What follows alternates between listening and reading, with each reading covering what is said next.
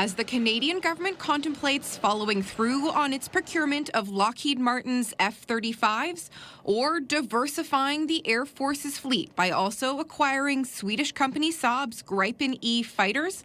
A nano survey about procurement priorities is shedding new light on what Canadians think is most important. 40% said having the fighter jet that is the best solution. 28% said picking the jet that generates the most Canadian jobs. 18% said defense cooperation with Europe was the most important factor. Double the number of Canadians who said cooperation with the U.S. was key.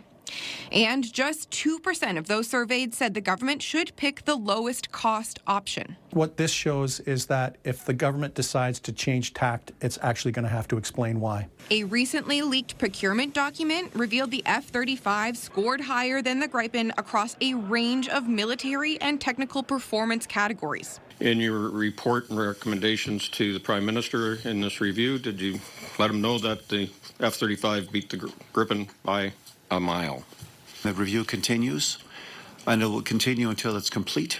And I am quite sure that the kinds of metrics you're alluding to and referring to will find their way into the final report. Experts say while the F-35 may be the better choice to maintain interoperability with the Americans, a diversified fleet compatible with more countries could also be to Canada's advantage.